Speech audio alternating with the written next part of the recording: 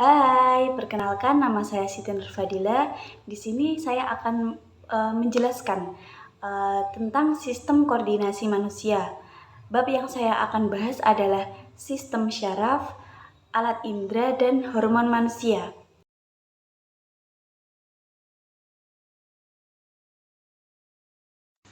Baik, sebelum kita masuk ke materi, Ibu tanya, ada yang tahu tentang sistem koordinasi? Oh, tidak. Baik, Ibu jelaskan ya.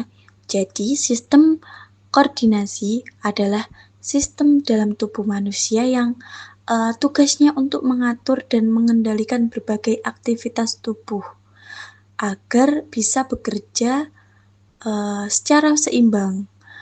Jadi, tugas utama dari sistem koordinasi adalah mengatur dan mengendalikan berbagai aktivitas dalam tubuh.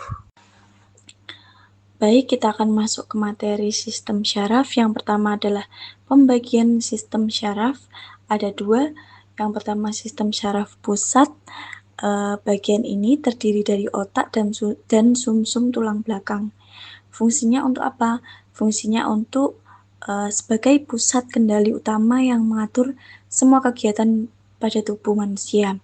Yang kedua adalah sistem syaraf tepi. Bagian ini menghubungkan otak dan sumsum tulang belakang dengan seluruh bagian tubuh. Sistem ini dibagi menjadi dua. Yang pertama adalah saraf somatik dan yang kedua adalah saraf otonom. Apa itu saraf somatik? Saraf somatik adalah untuk mengatur gerakan yang kita sadari, seperti saat berjalan atau mengangkat tangan. Jadi saat kita berjalan itu gerakan yang kita sadar akan hal itu. Sedangkan saraf otonom itu mengatur hal-hal yang terjadi secara otomatis dalam tubuh, seperti detak jantung dan proses pencernaan. Jadi kita nggak sadar. Kalau kita berjalan kan kita sadar. Oh, berjalan. Bagaimana rasanya berjalan? Kita sadar kalau kita lagi berjalan gitu. Sedangkan kalau saraf otonom itu otomatis terjadi dalam tubuh manusia. Ini adalah gambar bagian sistem syaraf. Bisa diperhatikan yang warna oranye itu adalah sistem syaraf pusat, sedangkan yang warna pink adalah sistem syaraf tepi. Tadi kita sudah melihat gambar tentang bagian dari sistem syaraf. Yang pertama adalah otak. Otak itu berfungsi untuk mengatur cara kita berpikir, merasakan, mengingat, dan bergerak. Sedangkan sumsum tulang belakang untuk menghubungkan otak dengan seluruh tubuh dan membantu mengatur gerak otomatis seperti refleks. Sedangkan neuron itu sel khusus di dalam tubuh yang mengirimkan pesan antara bagian tubuh dan otak. Baik, yang selanjutnya adalah struktur neuron dan fungsinya. Yang pertama adalah dendrit. Adalah bagian yang menangkap pesan dari neuron lain. Yang kedua adalah badan sel untuk mengatur kerja neuron. Yang ketiga adalah akson untuk mengirim pesan ke neuron lain atau ke bagian tubuh. Yang keempat adalah sel Schwann atau selubung mielin untuk membungkus akson supaya pesan bisa dikirim lebih cepat. Yang kelima adalah nodus Ranvier adalah celah kecil yang membantu mempercepat pengiriman pesan. Yang keenam adalah sinapsis atau tempat bertemunya dua neuron untuk mengirimkan pesan. Yang selanjutnya adalah jenis neuron. Dalam tubuh kita ada 3 jenis neuron yang punya tugas berbeda. Yang pertama adalah neuron sensoris, bertugas untuk membawa pesan dari panca indera ke otak. Misalnya, saat kita menyentuh benda dingin, neuron ini memberitahu otak bahwa benda itu terasa dingin. Setelah itu, neuron motoris mengirim perintah dari otak ke otot, misalnya menyuruh tangan untuk menarik diri. Di antara keduanya, ada neuron konektor yang menghubungkan neuron sensoris dan motoris. Neuron konektor ini banyak ditemukan di otak dan sumsum tulang belakang, dan fungsinya seperti jembatan antara pesan biasa sampai dengan cepat. Ketiga jenis neuron ini bekerja sama saat tubuh kita bisa merespon dengan cepat terhadap apa yang kita rasakan saat ini. Yang selanjutnya adalah sistem syaraf pusat. Sistem syaraf pusat terdiri dari otak dan sumsum tulang belakang yang dilindungi oleh 3 lapisan selaput. Yang pertama adalah durameter, yang kedua adalah arachnoid, dan yang ketiga adalah pia-meter. Otak mengatur gerak sadar seperti berbicara, berjalan, sedangkan sumsum tulang belakang mengendalikan gerak refleks, yaitu reaksi otomatis tanpa perlu dipikir dahulu. Baik, yang terakhir adalah bagian otak dan fungsinya. Yang pertama adalah otak besar. Apa sih fungsi otak besar? Fungsinya adalah untuk mengontrol kesadaran, berpikir, memoris, dan respons sensorik. Yang kedua adalah otak kecil. Fungsinya untuk mengatur keseimbangan dan koordinasi gerak motorik halus. Yang ketiga adalah kelenjar pituitari. Ini menghasilkan hormon penting untuk pertumbuhan, metabolisme, dan fungsi reproduksi. Yang terakhir adalah kelenjar pineal. Itu untuk mengatur jam biologis seperti tidur dan bangun. Lanjut, bab kedua adalah alat indera manusia. Baik, yang pertama adalah indera penglihatan atau mata. Mata memiliki 3 lapisan utama. Yang pertama adalah sklera. Sklera adalah lapisan luar yang kuat dan berwarna putih, berfungsi untuk melindungi bagian dalam mata. Di bawahnya ada koroid, lapisan tengah yang kaya pembuluh darah dan berfungsi untuk mengirimkan nutrisi serta oksigen ke mata. Bagian paling dalam adalah retina, yaitu lapisan yang peka terhadap cahaya dan tempat terbentuknya bayangan benda yang kita lihat. Beberapa bagian penting lainnya pada mata juga punya peran khusus. Yang pertama adalah kornea. Kornea adalah lapisan bening di depan mata yang melindungi dan membantu membelokkan cahaya agar masuk ke dalam mata. Yang kedua adalah pupil, bagian hitam di tengah mata yang mengatur banyaknya cahaya yang masuk. Yang ketiga adalah lensa, berfungsi untuk memfokuskan cahaya ke retina, yaitu bagian dalam mata yang menangkap bayangan. Di retina terdapat 2 jenis sel. Yang pertama, sel batang yang bekerja saat cahaya redup dan tidak bisa melihat warna, serta sel kerucut yang bekerja saat terang dan membantu kita melihat warna, seperti saat kita melihat pelangi. Bisa dilihat adapun gambar bagian-bagian dari mata. Yang lebih jelasnya bisa dilihat pada gambar berikut. Yang selanjutnya adalah cara kerja mata.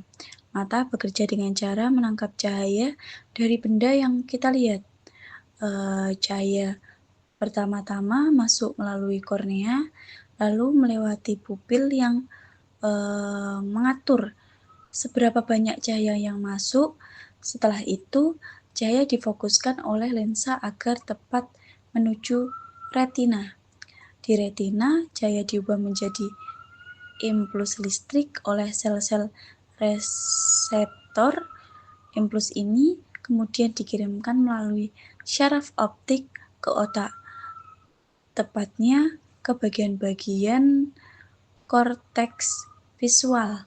Di sana, otak menerjemahkan impuls menjadi bayangan atau gambar yang akhirnya bisa kita lihat dan bisa dipahami. Yang selanjutnya adalah alat indera pendengaran atau telinga. Telinga terdiri dari 3 bagian utama.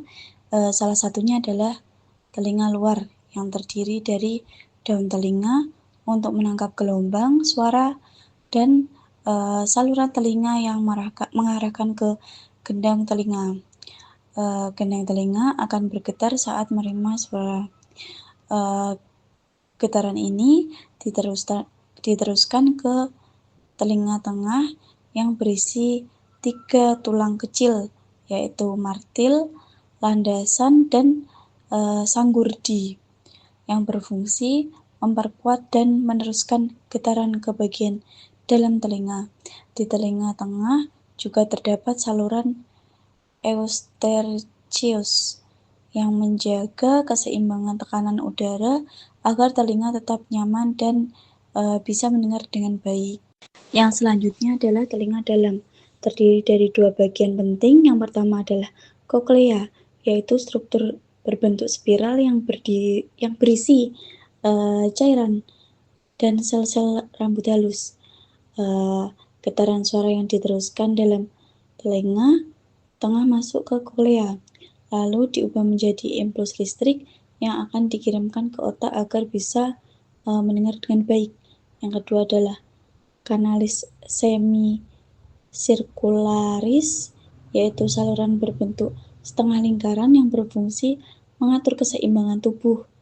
Meskipun tidak berperan langsung dalam pendengaran, bagian ini penting agar kita bisa berdiri dan bergerak tanpa terjatuh. Baik, yang selanjutnya adalah cara kerja pendengaran. Yang pertama, gelombang suara ditangkap oleh daun telinga. Lalu, suara masuk ke saluran telinga, menggetarkan gendang telinga. Getaran diteruskan oleh tulang martil, landasan, dan sanggurdi ke koklea. Selanjutnya, getaran menyebabkan cairan di dalam koklea bergerak. Pergerakan cairan ini merangsang respon pendengaran atau disebut sel rambut. Selanjutnya, reseptor mengubah getaran menjadi impuls listrik. Impuls dikirim melalui syaraf pendengaran ke otak sehingga suara dapat terdengar dan dikenali. Baik, yang selanjutnya adalah indera penciuman hidung. Indera penciuman, yaitu hidung, berfungsi untuk mendeteksi dan mengenali bau dari zat kimia yang ada di udara. Di bagian atas rongga hidung terdapat sel-sel penciuman khusus yang disebut sel olfaktorius. Sel ini mampu menangkap partikel bau yang sudah dilarutkan oleh lendir hidung atau mukosa. Setelah itu, sinyal bau tersebut diteruskan oleh saraf menuju otak sehingga kita bisa mengenali berbagai macam aroma, mulai dari aroma yang sedap seperti makanan, aroma tidak sedap seperti sampah, dan lain-lain. Yang selanjutnya adalah indera pengecap atau lidah. Indera perasa terdapat pada lidah yang permukaannya memiliki benjolan kecil bernama papila lidah. Di dalam papila ini terdapat lebih dari 10.000 kuncup pengecap atau taste buds yang berisi sel reseptor rasa. Sel-sel ini bertugas mendeteksi zat kimia dalam makanan. Setelah rasa terdeteksi, informasi dikirim melalui syaraf pengecap ke otak agar kita bisa merasakan makanan. Lidah kita dapat mengenali 5 rasa utama, yaitu manis, asam, asin, pahit, dan umami. Umami ini rasa gurih seperti pada daging atau pada kaldu. Baik, yang selanjutnya adalah cara kerja indera pengecap. Dimulai saat makanan larut dalam air liur, sehingga zat kimia di dalamnya bisa menyentuh kuncup pengecap di lidah. Reseptor rasa yang ada di kuncup pengecap kemudian menangkap zat kimia tersebut. Setelah itu, rangsangan ini diubah menjadi sinyal listrik yang dikirimkan otak melalui syaraf pengecap. Otak lalu mengenali sinyal ini sebagai rasa tertentu, seperti manis, asin, pahit, atau umami. Bisa juga asam.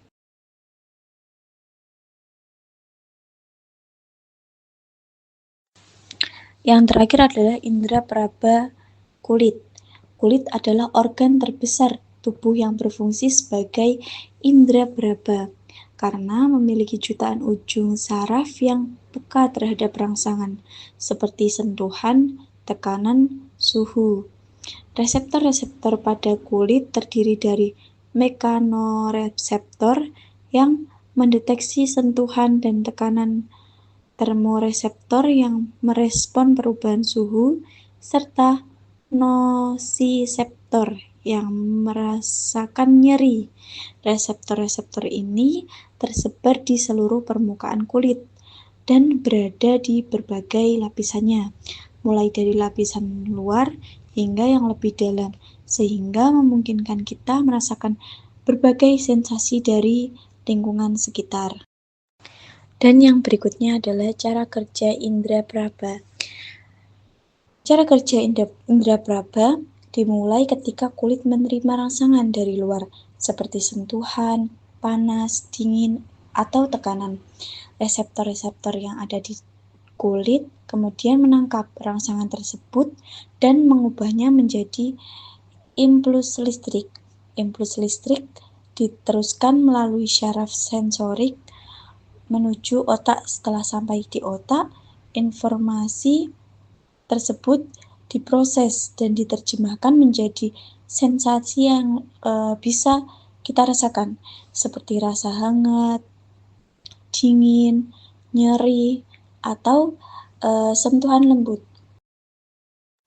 Yang terakhir adalah hormon manusia. Hormon diproduksi oleh kelenjar endokrin yang tersebar di tubuh dan tidak memiliki saluran, sehingga hormon dibawa oleh darah. Kinerja hormon lebih lambat dari sistem syaraf, namun efeknya lebih luas dan bertahan lama. Hormon mengatur pertumbuhan, perkembangan, keseimbangan air, reproduksi, dan metabolisme. Kelenjar dan hormon yang dihasilkan adalah hipofisis, GH, TSH, ACTH, FSH, LH, ADH, oksitosin.